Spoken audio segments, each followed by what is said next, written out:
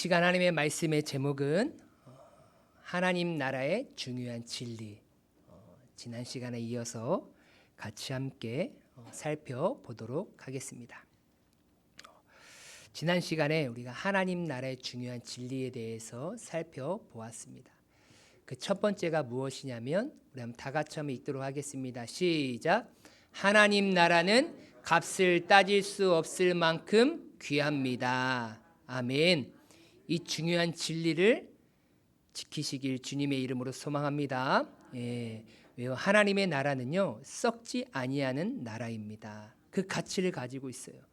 하나님의 나라는요 더러워지지 아니하는 가치를 가지고 있습니다. 하나님의 나라는 쇠하지 않는 가치를 가지고 있습니다.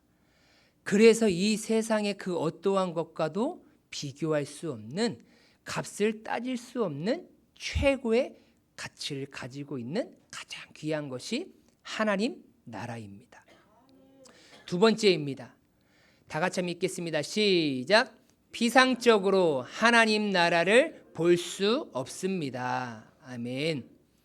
겉으로는요, 육신으로는요, 하나님의 나라를 볼 수 없다라고 얘기하고 있어요, 성경은. 그래서 예수님께서는 거듭난 자야만이 하나님의 나라를 볼 수 있다라고 이렇게 말씀하셨습니다. 우리는 믿음의 눈을 통하여서 하나님의 나라를 발견하고 소유하며 그 가치를 붙들므로 인하여서 예수님이 내 인생의 주인 되시는 그 주권적인 삶을 우리가 살아가는 그러한 하나님의 나라를 누리는 자가 되어야 될 줄 믿습니다. 이제 세 번째 하나님 나라의 중요한 진리를 살펴보도록 하겠습니다. 어떤 분은요 예수님을 이렇게 만났다라고 소개하는 분들도 계십니다. 저는 원래 하나님을 전혀 몰랐었습니다. 그런데 어느 날 우연히 교회에 따라갔다가 그때 들려지는 말씀이 제 마음에 꽂히게 되어서 갑자기 눈물이 나고 그날 예수님을 영접했습니다라고 고백하는 사람이 있습니다. 또한 반면에 어떤 분들은 이렇게 말합니다. 저는 신앙생활을요 어렸을 때부터 했고요 모태신앙입니다. 그래서 하나님을 더욱더 알아가려고 고민도 하고 책도 읽고 또한 공부도 많이 하고 강의도 많이 들었습니다. 그렇게 하나님의 말씀을 알아가다 보니까 마침내 예수님이 진리이시구나라는 것들을 깨닫게 되었습니다라고 이렇게 고백하시는 분들도 계십니다. 이처럼 예수님을 만나는, 즉 하나님의 나라를 발견하는 방식은 다 다양하다라는 것입니다. 그래서 우리는 오늘 본문을 통하여서 하나님 나라의 중요한 진리를 발견하게 되는데요. 그 세 번째 진리가 바로 이것입니다. 우리 한번 다 같이 한번 고백하겠습니다. 시작. 하나님 나라를 발견하는 방법은 다양합니다. 아멘. 여러분, 하나님 나라를 발견하는 방법, 즉 예수님을 믿는 방법은요 다양하다라고 성경은 말하고 있습니다. 오늘 본문 말씀 44절에서 46절 말씀을 보면요, 첫 번째 등장하는 그 사람은요 그 천국과 같은 하나님의 나라 그 보화를 어떻게 발견하죠? 우연히 발견합니다.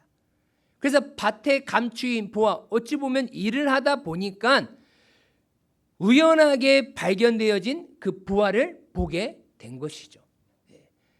두 번째로 진주를 구하는 장사와 같은 사람은요 어떻게 그 진주를 발견했냐면요, 하나님의 나라를 발견했냐면요, 늘 항상 그 진주를 찾으려고 몸부림을 쳤다라는 거예요. 왜요? 진주를 구하는 장사와 같다라고 얘기하고 있어요. 그러니까 값진 진주가 어디에 있는지를 매일같이 찾아다녔던 사람이다라는 것입니다. 여러분, 하나님 나라는요 어떤 사람에게는 마치 길을 가다가 돌부리에 잠깐 넘어졌는데 넘어진 순간 내가 모른 그 보물상자를 발견한 것처럼 발견하는 사람도 있습니다. 하지만 어떤 사람에게는 마치 내가 사막의 길을 걷고 있는데 이 사막에서 내가 오아시스를 발견하지 않으면 나는 죽을 거야 하면서 오아시스를 발견하기 위하여서 열심히 돌아다니다가 오아시스를 발견한 사람처럼 하나님의 나라를 발견할 수도 있다라는 것입니다. 여러분, 성경에도 보면요, 하나님의 나라를 내가 관심도 없었고 생각도 없었지만 우연히 발견한 사람들을 보게 됩니다. 여러분, 사마리아 여인을 보면요, 그 여인은 그냥 평상시대로 너무나 목이 말랐고 집에 물이 떨어졌기 때문에 우물가에 가서 물을 뜨러 갑니다. 늘 항상 해왔던 대로 물을 뜨러 갔는데 때마침 거기에 누가 계셨습니까? 예수님이 계셨죠. 거기서 예수님을 만나게 되어서 예수님을 주로 고백하는 하나님의 나라를 발견하는 귀한 시간이 되었던 것이죠. 이 여인은 오늘 내가 예수님을 만나야지, 내가 하나님의 나라를 발견해야지, 보물을 찾아야지라는 그런 마음으로 가지 않았다라는 거예요. 여러분, 예수님의 수제자인 베드로, 안드레, 야고보, 요한도요, 보면 어떻게 예수님을 만났습니까? 그들은 그냥 평상시에 고기를 잡으러 다녔고 고기가 잡히지 않아서 그냥 그물을 다 정리하고 있었습니다. 정리하는 도중에 예수님이 찾아오셔가지고 너는 이제 고기를 낚는 어부가 아니라 사람을 낚는 어부가 되리라라고 말씀하셨어요. 그들은 예수님을 만나고자 하는 마음이 있었던 것이 아니었습니다. 그냥 내 할 일 하고 있었는데 우연히 만났던 것이죠. 여러분, 사도 바울도 그렇지 않습니까? 자신의 일을 열심히 하려고 그냥 다메섹 도상의 길을 걸어가고 있는데 예수님이 찾아와 주셔서 그 인생을 만났다라는 것이죠. 여러분, 성경에 많은 사람들이 자발적으로 예수님을 찾는 게 아니었다라는 거예요. 전혀 관심 없는 상황에서 예수님께서 먼저 그들을 찾아가신 것이죠. 여러분, 속담에 보면 뜻밖의 횡재는 인생을 바꾼다라는 말이 있습니다. 그러나 그 횡재는 지나가 보면 하나님의 계획 안에 있는 우리가 하나님의 섭리였다라는 것을 발견하게 되는 것이죠. 그냥 나는 내 일을 하고 있었을 뿐인데 예수님께서 보물과 같은 하나님의 나라로 우리 가운데 오셔서 그것을 발견하게 된 것은 뜻밖의 횡재였던 것이죠. 그의 인생들은 다 뒤바뀌고 완전히 바뀐 삶을 살게 되었습니다. 그렇지만 그것은 세상은 우연이라 말할 수는 있겠지만 우리는 되돌아보면 하나님의 섭리 가운데 있었던 하나님의 작정이었다라고 말할 수 있는 것입니다. 찰스 스펄전 목사님은 이렇게 말씀하셨습니다. 나는 어릴 적부터 성경 말씀을 들었지만 그 말씀이 내 영혼을 흔든 것은 우연한 어느 날 밤 평범한 설교자의 한 문장이 내 심장을 찔렀을 때였다라고 이렇게 얘기하고 있어요. 여기 찰스 스펄전 목사님은요, 어떻게 변화가 되었냐면요, 16살 때 막 눈보라가 칩니다. 그 눈보라를 피할 곳이 없어가지고 우연히 교회를 보게 되었고 그 교회의 눈보라를 피해서 교회에 들어가게 되었어요. 또 때마침 예배 드리는 시간이었습니다. 그때 말씀을 전하는 분이 이사야서 45장 22절 말씀, 땅 끝에 모든 백성아 나를 앙망하라 그리하면 구원을 얻으리라 라는 그 말씀을 우연히 듣게 됐다라고 얘기하고 있어요. 그 말씀을 듣는 순간 그 스펄전 마음 가운데 영적인 변화가 일어나게 되었고 결국 그 해에 세례를 받아서 이 시대의 위대한 설교자로 쓰임 받았다라고 말하고 있죠. 이처럼 우연히 자신이 열망하지도 않았는데 예수님, 하나님의 나라를 발견한 사람들이 있습니다. 근데 의외의 반대로 정말로 그 하나님의 나라를 발견하고자 몸부림을 친 사람들도 또 성경에 나타납니다. 요한복음 3장에 보면 니고데모가 등장합니다. 성경은 그 니고데모를 뭐라고 표현하냐면요, 유대인 중에 지도자라고 이렇게 표현을 하고 있습니다. 다 유대인들은 예수님을 배척하고 예수님을 죽이려고 하는 그런 상황 가운데 성경에 보니까 그 밤에 예수님을 찾아와 예수님 앞에 묻는 모습을 나타내 보인다라는 거예요. 예수님께 뭐 했다고요? 찾아왔다라는 거예요. 그러면서 예수님의 그 진리의 말씀을 듣죠. 사람이 거듭나야 된다. 거듭나야 하나님의 나라에 들어갈 수 있다라고 얘기하고 있죠. 그런데 요한복음 3장에 보면 이 니고데모가 변화되었는지 안 변화되었는지는 정확하게 모릅니다. 하지만 그가 변화되었다라는 사실을 우리는 어디서 찾을 수 있냐면요. 요한복음 19장에 보면 예수님께서 이제 십자가 처형을 당하시고 죽으셨습니다. 그런데 모든 사람들은 그 예수님의 곁을 다 떠났습니다. 그런데 아리마대 사람 요셉이라는 사람이 와가지고 빌라도에게 얘기합니다. 예수님의 시체를 저에게 주십시오. 왜요? 장례를 치르기 위하여서. 그런데 아리마대 요셉만 예수님의 장례를 치른 것이 아니라 성경에 보니까 그 밤에 예수를 찾아왔던 니고데모도 향품을 가지고 와서 장례에 같이 함께 참여했다라고 성경은 기록하고 있어요. 이 얘기는 무엇입니까? 니고데모는 하나님의 나라를 발견했던 거예요. 자신의 모든 것들을 다 내려놓고 포기하고 예수님의 장례에 동참했다라는 것입니다. 여러분, 삭개오도요, 키가 작은 사람이었습니다. 늘 항상 무시받았던 사람이었어요. 그런데 예수님이 우리 마을에 왔다라는 소식이 들린 거예요.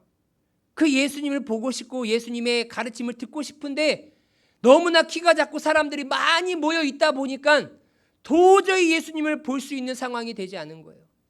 어떻게 했습니까? 나무 위에 올라갔습니다. 나무 위에 올라가서 하나님의 나라인 그 무엇과도 비교할 수 없는 그 보물과 같은 예수님을 만나기 위하여서 나무 위에 올라갔단 말이에요. 그러자 그 모습을 본 예수님은 삭개오야 내려와라. 내가 오늘 너희 집에 유하여야겠다라고 이렇게 은혜를 받게 되었습니다. 여러분, 이들은요 진리를 찾기 위하여서 참 고민도 많이 하고 열심도 내고 힘을 내었습니다. 그래서 진리이신 예수님, 즉 하나님의 나라를 발견하게 되었다라는 거예요. 여러분, 성경은 말합니다.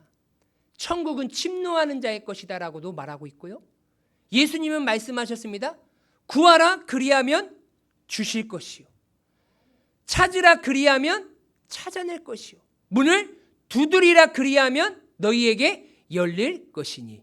아멘. 이 얘기는 무엇입니까? 진리를 찾으려는 열정과 열심이 있어야 된다라고 얘기하고 있어요. 그 사모함도 필요하다라고 성경은 말하고 있습니다. 이처럼 하나님 나라 그 보물을 발견하는 데 있어서는요, 그 방법은요, 방식은 다양하다라는 것입니다. 유명한 작가이자 철학자인 C.S. 루이스는요 무신론자였습니다. 그러나 그는 늘 항상 그 마음 가운데 나는 진리를 찾고자 하는 열망이 있었다라고 합니다. 그런데 점점 진리를 찾다 보니 그 고민 속에서 하나님께 이끌리게 되었고, 결국에는 그 자신은 뭐라고 고백하냐면 나는 가장 마지못해 회심한 사람이다 라고 이렇게 부르면서 예수님을 영접했습니다. 그러면서 이렇게 말합니다. 나는 예수님을 찾아간 것이 아니라 그분께서 나를 붙드신 것이다. 나는 무신론자에서 믿음의 사람으로 돌이켜질 수밖에 없었다라고 이렇게 얘기하고 있어요. 이 사람이 무신론자에서 그리스도를 믿는 사람으로 그 무엇과도 바꿀 수 없는 하나님의 나라를 발견할 수 있었던 것은 무엇이냐면요, 그는 끊임없이 진리를 발견하고자 하는 그의 지성이 그를 진리로 이끌었다라는 거예요. 별 관심이 없었다라고 하면 또 우연히 만날 수는 있겠지만 그가 무엇이 진리인가를 발견하고자 하는 그러한 열망이 있었다라는 것이죠.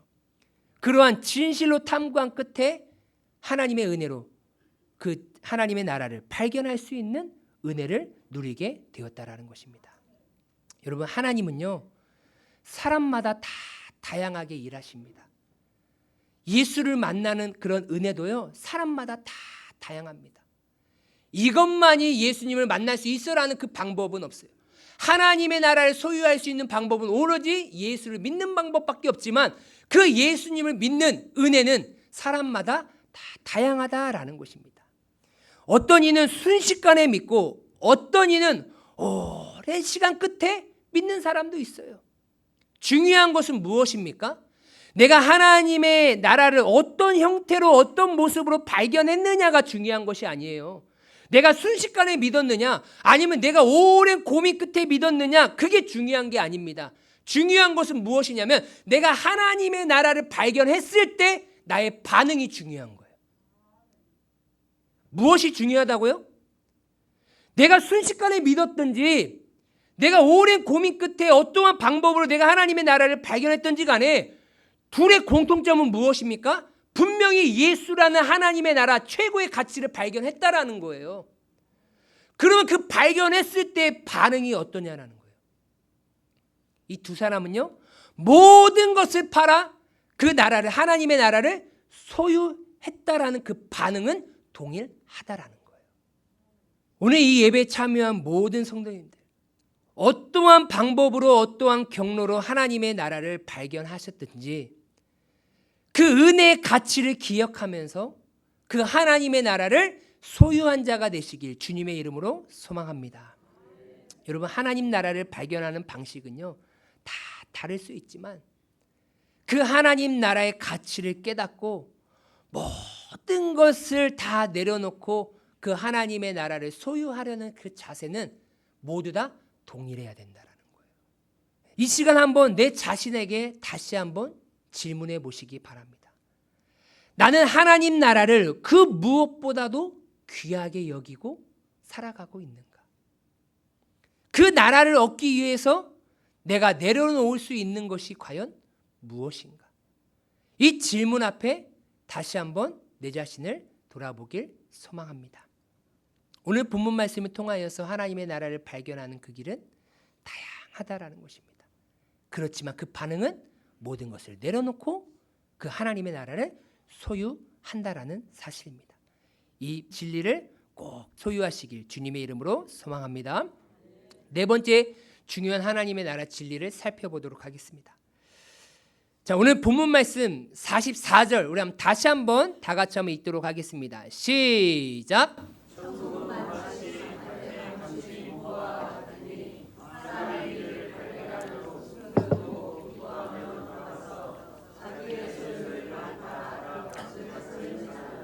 아멘. 여러분, 한번 곰곰이 이 말씀에만 한번 집중해 보시기 바랍니다.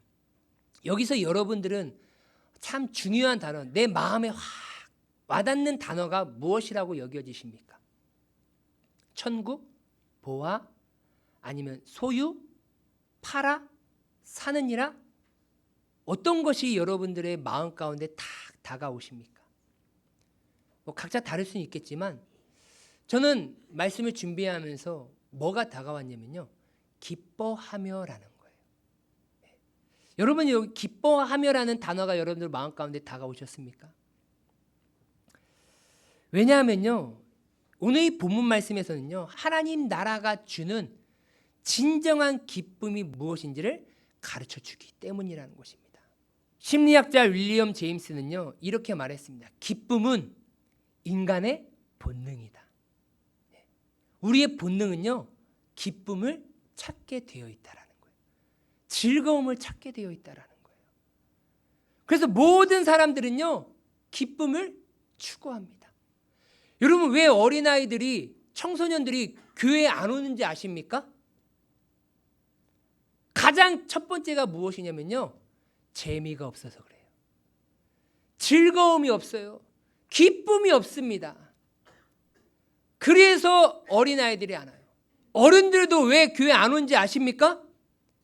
기쁨이 없어요. 교회 와도 즐거운 게 없어요. 여러분, 음식만 바뀌어도요, 사람의 태도가 달라집니다. 왜요? 먹는 거 좋아하는 사람은요, 먹는 것만 달라져도요, 태도가 바뀌어요. 그러니까 아직 어린아이들은요, 먹는 거에 연약해요. 뭐 준다고 하면 그냥 교회 와요. 군대도 그렇잖아요. 종교 없어도요, 오늘은 불교에는 햄버거 준대요. 그러면 햄버거 먹으러 불교 갑니다. 오늘은 치킨 준대. 그러면 기독교 가요. 선택을 합니다. 오늘 뭐 먹으러 갈까? 왜? 그 먹는 기쁨이 나를 거기로 인도하는 것이지, 기독교가 좋아서, 불교가 좋아서, 천주교가 좋아서 가는 게 아니라니까요. 그래서 사람은요, 기쁨 따라 움직이게 되어 있습니다. 여러분, 진정한 기쁨의 원천이 어디에 있을까요? 어떤 사람은 돈에 있다라고 얘기합니다. 여러분, 박진영 가수 아시나요? JYP 소속사 대표인데요. 뭐 아시는 분은 아실 수 있겠지만 우리 연세 있으신 권사님들은 잘 모르실 거예요. 유명한 가수입니다. 그런데 그 박진영이 어렸을 때 꿈이 있었습니다. 그 꿈이 무엇이냐면요, 자기는 20억을 모으는 거였어요. 20억을 언제 모았느냐? 23살에 모았습니다. 가수가 되어가지고 그 곡이 히트가 되어가지고 20억을 23살에 모았어요. 자기가 그렇게 소망했던 꿈꿔왔던 20억을 23살 딱 모아보니까 기쁨이 그냥 충만할 줄 알았어요. 그런데 그게 아니더라고요. 내가 20억은 모았는데 이제 뭐 하지? 라는 공허함과 또 허무함이 생기더라고요.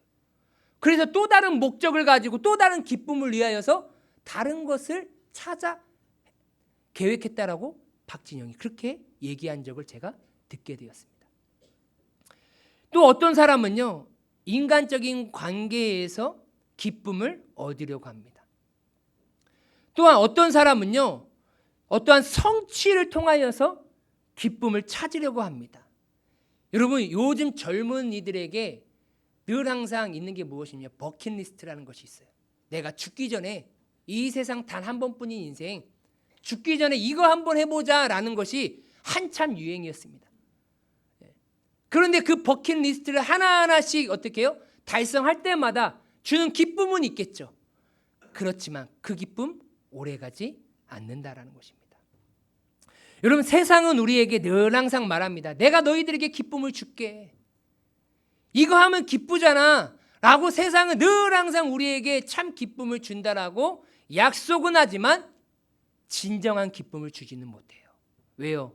명예나 돈이나 성공, 그러한 모든 것들은 우리에게 기쁨은 주지만 그 기쁨은 영원한 기쁨이 아니라는 거예요. 일시적인 기쁨, 참시적인 기쁨이라는 거예요. 그 기쁨은 지속되지 않습니다. 그러나 예수님께서는 오늘 본문 말씀을 통하여서, 비유를 통하여서 하나님의 나라를 발견한 사람은 어떠하냐면요, 기뻐한다라고 얘기하고 있어요. 기뻐해서 자기 소유를 다 팔아 그 밭을, 그 기쁨을 산다라고 얘기하고 있습니다. 여러분, 자기 소유를 산다라는 것, 지금 판다라는 것은 무엇이냐면요, 지금 세상이 말하고 있잖아요. 너가 이런 집을 사면, 이 차를 뭐 어떠한 명예, 권력, 부를 누리면 기뻐할 거야 라고 하면서 그 모든 것들을 다 내가 소유하고 있었습니다. 누리고 있었습니다. 그래, 세상이 주는 잠깐에 주었던 그 기쁨, 그죠? 조금씩 나에게 주었던 그 기쁨들, 그것을 소유하고 있었던 거예요. 그런데 그것을 어떻게 다 팔았다라는 거예요. 아, 이 세상이 주는 기쁨은 진정한 기쁨이 아니구나. 잠시 잠깐의 기쁨이구나. 아, 오늘 핸드폰 바꿔가지고 너무나 행복했는데 또 다른 핸드폰 나오네? 핸드폰 이거 별거 없네. 아, 새로운 집 샀더니 10년이 지났더니 별거 딱 집값도 다 떨어지고 또 많이 더러워지고 이것도 별거 없네. 하나님 나라를 발견하니까요, 지금 내가 잘못 알고 왔었던 그 기쁨들을 다 팔아버리는 거예요. 이게 나에게 진정한 기쁨을 주지 못하는구나. 여기서 우리는 하나님 나라의 중요한 네 번째 진리를 발견할 수 있는 거예요. 그럼 다 같이 한번 읽도록 하겠습니다. 시작.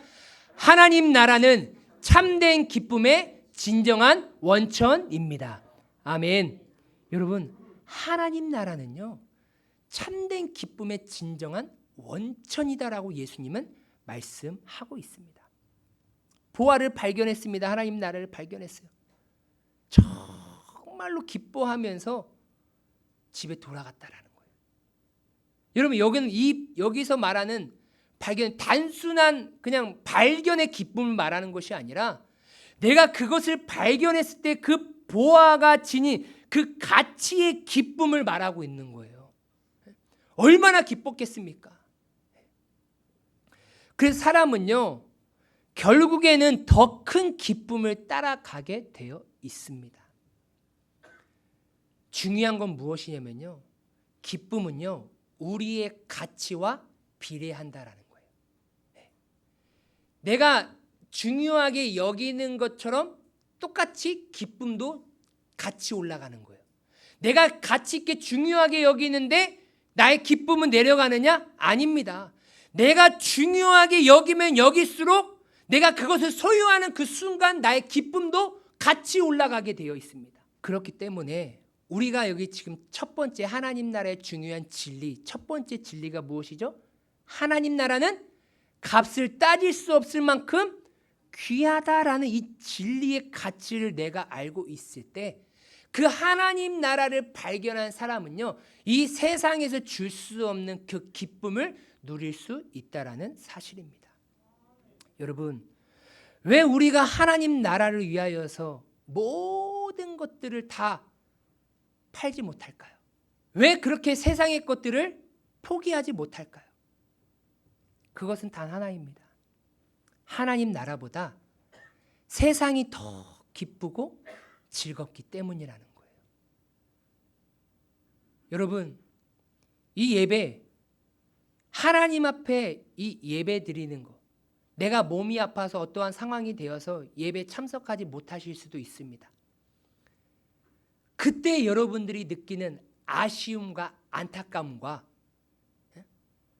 이제 몇 박 며칠 정말로 처음으로 가는 해외여행, 아니면 내가 가보지 못한 정말로 오랜 시간 준비해가지고 다 계획해놓고 모든 돈을 다 투자해놓고 여행을 다 준비해놨는데 그 여행이 취소가 됐어요. 그 취소되었을 때 내 마음의 안타까움과 아쉬움, 둘 중에 무엇이 더 안타까우시고 아쉬워하십니까? 무엇이 더 아쉬우세요? 무엇이 더 안타까우세요? 하나님 앞에 드리는 이 예배를 못 드리는 것에 정말 안타까워하고 괴로워하시고 힘들어하십니까? 아니면 여행 못 간 것에 대해서 안타까워하시고 아쉬워하십니까? 둘 다 아쉽겠죠. 근데 제가 이 시간에 말씀드린 것은 어디에 더 큰 가치를 두고 있으시냐라는 거예요. 여러분, 정말로 내가 기뻐하는 것을, 내가 좋아하는 것, 내가 즐거워하는 것을 내가 지금 못하게 되잖아요. 반드시 그 심령에는요, 아쉬움과 안타까움으로 괴로움이 있습니다.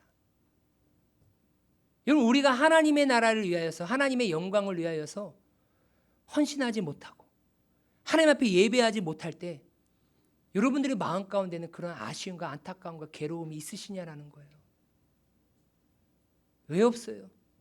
없으시다면 하나님 나라가 주는 그 기쁨을 지금 누리지 못하고 있다라는 안타까운 현실인 것이죠. 인간은요, 사람은 반드시 더 큰 기쁨을 쫓아 움직이게 되어 있습니다. 돈, 성공, 사람의 인정, 세상의 쾌락, 그게 우리에게 더 큰 기쁨으로 느껴지기 때문에 우리는 하나님의 나라를 쉽게 포기하는 거예요. 너무나 가볍게 여기는 것입니다. 사도 바울은 이렇게 말했죠. 무엇이든지 내게 유익하던 것을 내가 그리스도를 위하여 다 해로 여긴다라고 얘기하고 있어요. 여러분, 바울은 다 해로 여겼습니다. 배설물로 여겼어요. 그런데 내게 유익하던 것이다라고 얘기하고 있어요.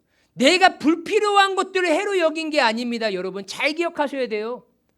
바울은 나에게 유익하다라는 것이, 그 유익하다라는 것은 무엇입니까? 그걸 얻을 때마다 나에게 참 기쁨과 즐거움과 행복을 주었던 것이었다라는 거예요. 그런데 그 모든 것들을 내가 뭐 어떻게 했다고요? 다 해로 여겼다. 배설물로 여겼다. 왜요? 그리스도를 아는 것이 내 인생에 가장 고상하다. 즉, 내가 하나님을 알아가는 것이 내 인생의 가장 큰 기쁨이다. 가장 즐거움이다. 예수를 얻는 것이 나에게 가장 큰 기쁨이기 때문에 그 세상의 즐거움, 나에게 유익이 되었던 것들 다 내려놓고 포기하는 것입니다. 여러분, 중요한 것은 무엇이냐면요, 내가 하나님 나라가 주는 그 기쁨을 누리게 되잖아요. 반드시 세상의 모든 것들을 다 해로 여기고 배설물로 여길 수 있는 능력이 우리 가운데 주어진다라는 사실입니다. 왜요? 그게 가장 큰 내 인생의 가치이고 나에게 세상이 줄 수 없는 참 기쁨을 주기 때문입니다. 그래서 예수님은 이렇게 말씀하셨습니다. 그럼 다 같이 한번 읽도록 하겠습니다. 시작. 내가 이것을 너희에게 이름은 내 기쁨이 너희 안에 있어 너희 기쁨을 충만하게 하려 함이라. 아멘. 여러분, 예수님이 우리에게 원하시는 삶은요, 그냥 지치고 힘들어서 괴로워하면서 그냥 근근히 버티는 삶을 살라라고 예수님이 말씀하시는 것이 아니라 우리에게 어떠한 삶이요? 내 안에 기쁨이 있는데 그 기쁨이 너희 가운데 충만하기를 원한다라고 얘기하고 있어요. 충만은요, 차는 것을 넘어서서 넘쳐 흘러가는 게 충만인 거예요. 그러니까 내가 하나님 나라를 누리면서 예수의 주권 안에 내가 살아가는 그 삶을 살면서 그 삶이 너무나 기쁜 거예요. 너무나 행복한 거예요.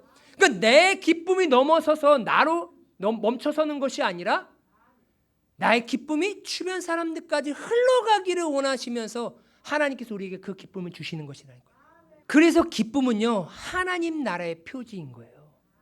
하나님 나라 백성이 되었으면요, 기뻐해야 할 의무가 있는 거예요.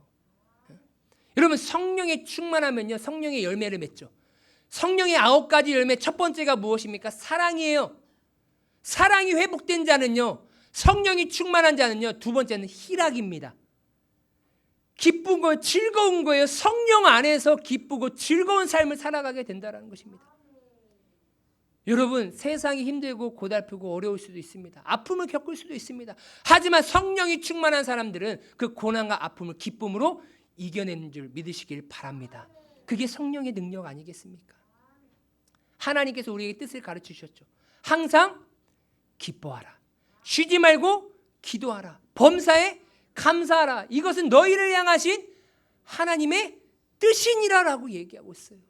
왜요? 하나님의 나라의 가치는 이 세상의 것과 비교할 수 없는 가장 귀한 가치이고, 그 가치를 소유한 인생에게는 이 세상이 줄 수 없는 가장 큰 기쁨을 그 인생 가운데 허락해 주기 때문에 우리가 항상 기뻐할 수 있는 거예요. 내 힘과 내 능력으로 내가 기쁜 일이 있으니까 기뻐하는 것이 아니라, 기뻐하지 못한 일이 있다 할지라도 우리가 기뻐할 수 있는 것은 그 하나님의 나라의 능력이 우리 가운데 임하기 때문인 줄 믿습니다. 그래서 바울은 감옥에 갇혀 있음에도 불구하고 빌립보 교인들에게 이렇게 말하지 않았습니까? 주 안에서 항상 기뻐하라. 내가 다시 말하노니 기뻐하라라고 이렇게 고백했습니다. 내가 예수님 안에 거하고 하나님 나라의 진정한 가치를 인식하게 될 때 우리는 어떠한 상황 속에서도 기뻐하는 인생이 될 줄 믿습니다.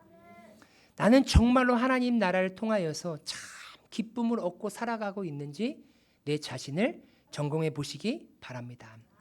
여러분, 이런 속담이 있다고 합니다.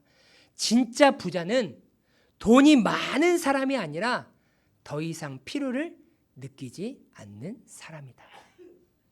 돈이 많다고 해서 부자가 아니라 더 이상 그 어떠한 필요를 느끼지 않는 사람이 모든 것을 갖춘 부자라고 얘기하고 있어요.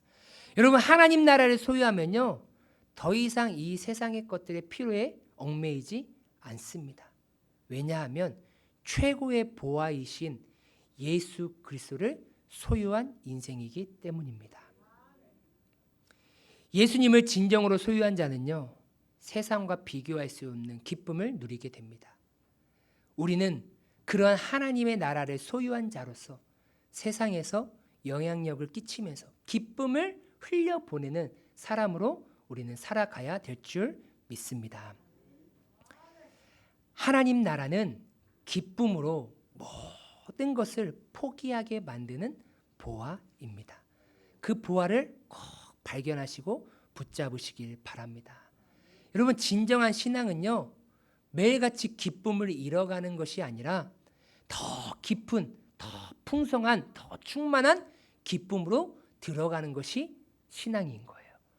그러니까 우리는 날마다 나의 신앙이 연수가 길어지면 깊어질수록 내 삶은 주님이 주시는 기쁨으로 충만하셔야 되는 거예요.